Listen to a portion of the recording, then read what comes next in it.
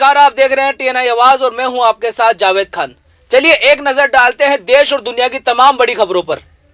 महाराष्ट्र में कोरोना के बढ़ते मामलों को देखते हुए मुख्यमंत्री उद्धव ठाकरे ने इमरजेंसी मीटिंग बुलाई है।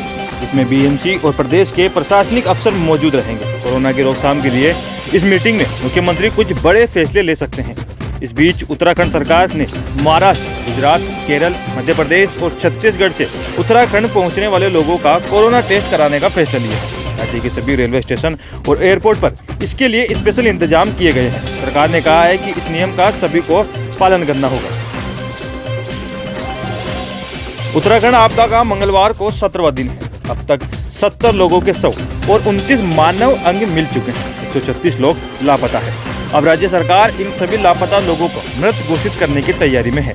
जल्द ही इसके लिए आदेश जारी कर दिया जाएगा।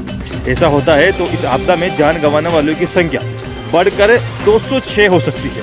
राज्य सरकार के मुताबिक चमोली और आसपास के इलाकों में लगातार तलाश जारी है। बड़ी संख्या में लोगों के शव बरामद हुए हैं, जबकि कुछ लोगों को सुरक्षित भी निकाला गया है।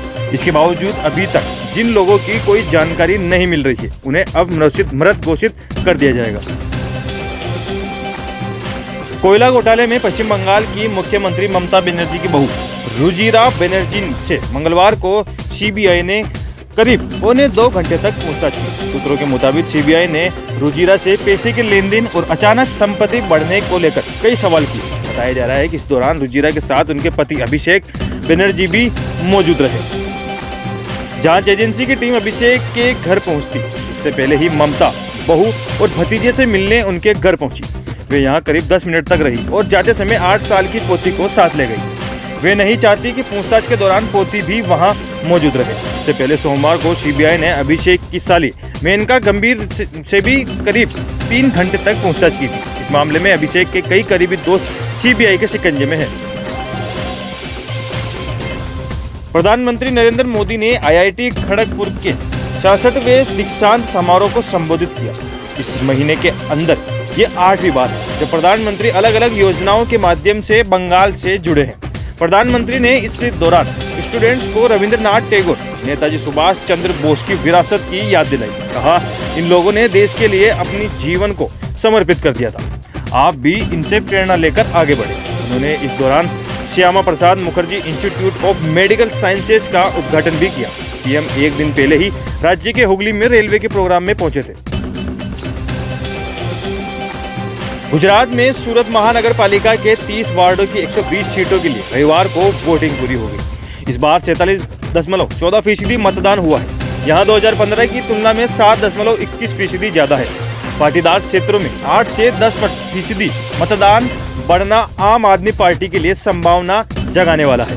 चुनाव का एनालिसिस करने वाले शहर के 2 वरिष्ठ पत्रकारों की माने तो 2015 के मनपा चुनाव की तुलना में इस बार कांग्रेस को नुकसान उठाना पड़ सकता है। कांग्रेस की 16 से 22 सीटें घट सकती है, भाजपा की 20 से 25 सीटें बढ़ सकती है और आप पाटीदार क्षेत्रों से 4 से 12 सीटें हासिल कर सकती है। अभी दुनिया कोरोना महामारी से उभरी नहीं है। इससे उभरने के लिए कोरोना योद्धाओं लगातार दिन रात काम कर रहे हैं। वहीं इनको सम्मान देने और इनका उत्साहवर्धन करने के लिए ग्रेटर नोएडा एक्सटेंशन में स्थित चौक को कोरोना वॉरियर की प्रतिमा बनाकर इसको समर्पित किया। इस मौके पर सीएमओ डॉक्टर दीपक ओहरी, ग्रेटर नोएडा प्राधिकरण के सीईओ नरेंद्र भूषण व एडिशनल डीसीपी रणविजय सिंह सहित यथार्थ अस्पताल के चेयरमैन ने प्रतिमा का अनावरण किया।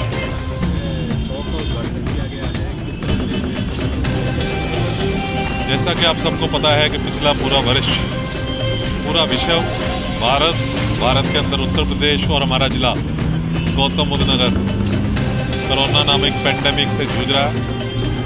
लगभग 1 वर्ष पहले जब ये बीमारी शुरू हुई थी, इस प्रकार की ये बीमारी थी, एक साइंस फिक्शन की तरह, इसकी किसी को जानकारी नहीं थी। इस प्रकार से इसको नियंत्रण करना है। हमारे ज़िले में भी इसकी जो विशेषता है कि यहाँ पर बहुत बड़ी संख्या में लोग बाहर से आते हैं। दिल्ली से हमारा सटा हुआ जिला है, मल्टी स्टोरी बिल्डिंग है। हमारे भी केसेस की संख्या बड़ी संख्या में शुरुआत हुई। जब ऐसे में लोगों को पता नहीं था, उस समय भारत सरकार ने, हमारे मुख्यमंत्री जी ने एक स्ट्रेटेजी बनाई किस प्रकार से कोरोना से पार पाना है। तो ऐसे में एक सबसे बड़ी ज़रूरत होती है एक इच्छा शक्ति की, एक दृढ़ इच्छा शक्ति की, एक स्ट्रॉन्ग मॉरल की, करेज की, और ये दिखाया हमारे इस पूरे जनपद के सभी प्रकार के कोरोना वॉरियर्स में। इसमें हम शुरुआत करें हमारे डॉक्टर, हमारे पैरामेडिक स्टाफ, फिर हम बात करें हमारी पुलिस, हमारा प्रशासन, उसके बाद हमारी म्यूनसिपैलिटियों से जुड़े लोग, हेल्थ विभाग के जो अन्य स्टाफ हैं, उसी प्रकार से जो म्यूनसिपैलिटियों में जैसे हमारी जो प्राधिकरण हैं उसमें जो जुड़े हुए, जो हमारे सफाई कर्मी, जो हमारे स्प्रेयर, सैनिटाइजेशन करने वाले वर्कर, जिन्होंने ऐसे समय में घर घर जाकर, जहाँ पे कोरोना पेशेंट निकल रहे थे, वहाँ पर जाकर सैनिटाइजेशन करा, स्प्रे करा। पुलिस के लोगों ने उनको ड्यूटियाँ करके वहाँ पर उस सैनिटाइजेशन क्षेत्र को जो मैन किया वहाँ पर। इस प्रकार से कोरोना वॉरियर वो लोग थे जिन्होंने अपनी जान की परवाह न करते हुए एक तरह से स्वयं रिस्क लेकर इस देशवासियों को बचाने का एक बहुत बड़ा काम किया। यदि आप उनकी अलग अलग स्टोरियाँ सुनेंगे, उनमें बहुत सारे लोग, बहुत सारे डॉक्टर, पैरामेडिक्स, नर्सेस महीनों तक अपने घरों पे नहीं गए। अपने छोटे छोटे बच्चों को, 1 साल के या गोदी वाले बच्चों को वो मिल नहीं पाए। इसी प्रकार से किसी भी कैटेगरी में जिस प्रकार से ये कोरोना वायरस से आप देखेंगे, उसने बहुत काम किया। और आज भारतवर्ष, हमारा उत्तर प्रदेश, ये स्वयं हमारा जिला गौतम बुद्ध नगर एक सक्सेस स्टोरी के तौर पर जाना जाता है। यहाँ केसेस की संख्या भले ही ज़्यादा रही, परंतु जो डेथ रेट था, जो फेटेलिटी रेट था, उससे पूरे भारतवर्ष में जो अगर नहीं 2-3 जिले थे, जो सबसे कम जिले जहाँ पे डेथ हुई, उसमें हमारा जिला। तो इस प्रकार से आज मैं गौतम बुद्ध नगर जनपद के सभी कोरोना वॉरियर्स को, यहाँ की सभी जनता को, जिन्होंने इस समय हमको पूरा सहयोग दिया, मैं अभी सब तरह के नाम नहीं ले पा रहा हूँ, क्योंकि आपको ध्यान होगा उस समय लॉकडाउन हुआ, बहुत सारे हमारे दिल्ली मजदूर यहाँ पर बहुत बड़ी संख्या में दिल्ली में, अन्य प्रदेशों में फंसे थे। उनके लिए तरह तरह के वॉलंटियर्स ने एक तरह से रिस्क लेकर उनको घर घर खाना पहुँचाया, उनको खाना पहुँचाया। यहाँ बहुत तरह से स्वयंसेवी संगठन थे, मतलब एक लंबी लिस्ट है भारतवासियों की, कई तरह के लोगों ने आगे आकर, आप जो पत्रकार बंधु देखे जिन्होंने जगह जगह बाहर निकल उसके बारे में चर्चा करी, उसको कवरेज दिया कि कहाँ पर अच्छा काम हो रहा है, कहाँ पे और काम में सुधार की जरूरत है। तो अलग अलग तरह के कोरोना वॉरियर्स ने ये सब काम किया, जिसके कारण भारतवर्ष, उत्तर प्रदेश और हमारा जनपद गौतम बुद्ध नगर आज एक सक्सेस स्टोरी के तौर पर जाना जाता है। और अन्य राज्यों ने, अन्य प्रदेशों ने, अन्य जिलों ने हमसे सीख लेकर उसी काम को अडॉप्ट किया और वहाँ भी सफलता पाई। हम इस समय कोरोना के लास्ट फेज में हैं, वैक्सीनेशन प्रारंभ हो चुकी है। मैं इसका एक फ़ायदा उठाकर सभी हमारे जनपद वासियों को ये भी अनुरोध करना चाहूँगा कि जो वैक्सीन है वो पूरी तरह उनकी सेफ्टी, उनकी एफिकेसी चेक करने के बाद ही भारत सरकार द्वारा उनकी अप्रूवल दी जाती है। जब भी आपकी बारी आती है, उसमें कैटेगराइजेशन है, प्रायोरिटाइजेशन है, हेल्थ वर्कर का, फ्रंटलाइन वर्कर का, और 50 साल से बड़े लोगों का, कोमॉर्बिड वालों का, जैसे जैसे जिसकी बारी आई उत्साह से उस वैक्सीनेशन को कराएं, वो पूरी तरह से सेफ है। और उसी से कोरोना नामक महामारी का हम लोग जो जड़ थे, जो इसका इसको जो नष्ट कर पाए। बहुत बहुत धन्यवाद। जय हिंद। भारतीय सेना 118 अर्जुन टैंक की खरीदारी को मंजूरी देने की तैयारी में है। इसके लिए 6000 करोड़ रुपए खर्च किए जाएंगे। रक्षा मंत्रालय ने हाल ही में भारतीय सेना में अर्जुन मार्क 1A टैंकों को शामिल करने की मंजूरी दी थी। प्रधानमंत्री नरेंद्र मोदी ने 14 फरवरी को तमिलनाडु दौरे पर इसे राष्ट्र को समर्पित किया था। सूत्रों के हवाले से बताया गया है कि डिफेंस एक्टिविजन काउंसिल की मीटिंग में रक्षा मंत्रालय प्रपोजल को अंतिम रूप दे सकता है। दादरा और नगर हवेली से लोकसभा सदस्य मोहन डेलकर दक्षिण मुंबई के एक होटल में मृत पाए गए हैं। उनका शव मरीन ड्राइवर पर होटल सी ग्रीन में मिला। पुलिस को उस कमरे से गुजराती में लिखा एक सुसाइड नोट भी मिला है। उसके शव को पोस्टमार्टम के लिए भेज दिया गया है। डेलकर की उम्र 58 साल की थी। 2019 में वे केंद्र दादरा और नगर हवेली से बतौर निर्दलीय सांसद चुने गए। 1989 में अब तक वे भाजपा, कांग्रेस, भारतीय नवशक्ति पार्टी के उम्मीदवार और निर्दलीय के तौर पर 7 बार लोकसभा के लिए चुने जा चुके हैं। उन्होंने 1989 से 2004 तक लगातार 6 बार लोकसभा चुनाव में जीत दर्ज की थी। डेलकर के परिवार में पत्नी कालाबेन डेलकर, 2 बच्चे अभिनव और दिविता है।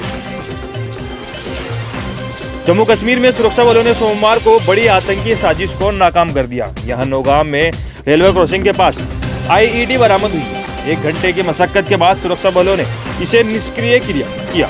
11 महीने बाद आज से ही रेलवे की इस रूट पर फिर से ट्रेन चलने वाली थी। बताया जा रहा है कि आतंकियों ने बड़े धमाके की प्लानिंग के साथ यहां IED प्लांट किया था। रेलवे क्रॉसिंग के ठीक बगल में ही श्रीनगर बारामूला नेशनल हाईवे भी है। आईईडी मिलते ही हाईवे पर ट्रैफिक पूरी तरह से रोक दिया था, बाद में फिर से बहाल कर दिया गया। इंदौर के निजी अस्पताल में रविवार को लिफ्ट गिर जाने से मध्य प्रदेश के पूर्व मुख्यमंत्री कमलनाथ बाल बचे। हादसा लिफ्ट के ओवरलोड होने की वजह से हुआ। लिफ्ट की क्षमता 15 लोगों की थी, जबकि उसमें 20 लोग सवार हो गए। कमलनाथ डीएनएस अस्पताल में भर्ती पूर्व मंत्री रामेश्वर पटेल का हालचाल जानने के लिए गए थे। लिफ्ट गिरने पर कमलनाथ की तबीयत बिगड़ गई। घबराहट होने पर अस्पताल में ही उनका ब्लड प्रेशर चेक किया गया। हादसे के समय लिफ्ट में उनके साथ पूर्व मंत्री जीतू पटवारी और सज्जन सिंह वर्मा भी सवार थे। फिलहाल टीएनआई एक्सप्रेस में सिर्फ इतना ही। देश और दुनिया की तमाम खबरों के लिए आप देखते रहिए टीएनआई आवाज, आपकी आवाज के साथ।